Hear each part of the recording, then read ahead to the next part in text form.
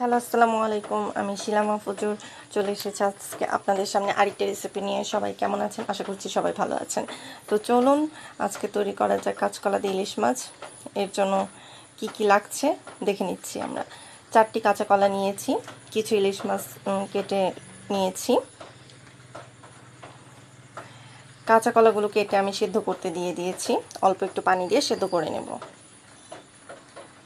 এর ভিতরে আমি 2টি পেঁয়াজ কুচি করে নিয়েছি, টমেটো 1টি কুচি করে নিয়েছি, 10টি কাঁচামরিচ নিয়েছি, 2 টেবিল চামচ মরিচের গুঁড়া, হাফ টেবিল চামচ হলুদের গুঁড়া, লবণ পরিমাণ মতো, অল্প একটু জিরা গুঁড়া।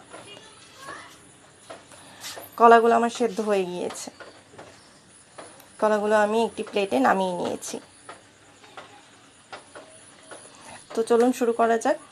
পাতিলে আমি তেল দিয়ে দিচ্ছি পরিমাণ মতো। এর ভেতরে আমি এখন দিয়ে দিব মরিচ টুকরো, পেঁয়াজ কুচি, টমেটো কুচি।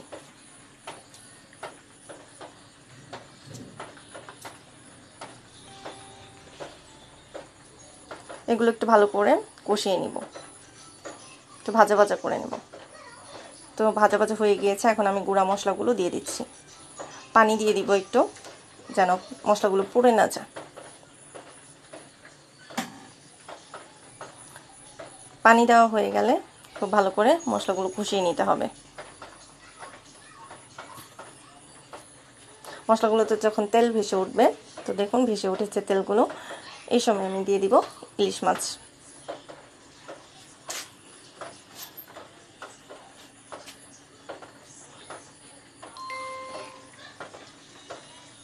মাছগুলো একটু ভালোভাবে নেড়ে চেড়ে নেব। এখন কিছুক্ষণের জন্য ঢাকনা দিয়ে দিব, 2 মিনিটের জন্য ঢাকনা দিয়ে ঢেকে দিব মাছগুলো। তো এই তো মাছগুলো আমার কষানো হয়ে গিয়েছে। এখন একটা সামান্য পরিমাণ পানি অ্যাড করে দেব, আবার 2-3 মিনিটের জন্য কষিয়ে নেব।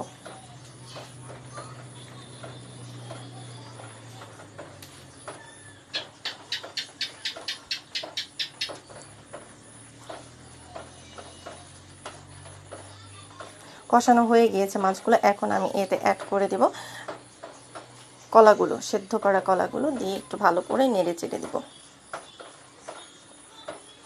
কলাগুলো কিছুক্ষণ কষিয়ে মশলাতে, তারপরে আমরা এর ভেতর পরিমাণ মতো পানি অ্যাড করে দেব। পানি খুব বেশি দিতে হবে না, যেহেতু কলাগুলো আমার সেদ্ধ রয়েছে। ঝোলের জন্য যতটুকু পানি লাগে।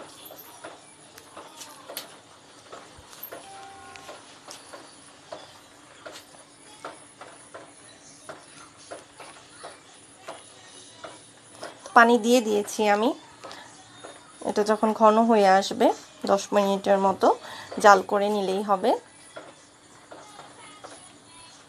তো তৈরি হয়ে গিয়েছে আমার কাঁচকলা দিয়ে ইলিশ মাছ।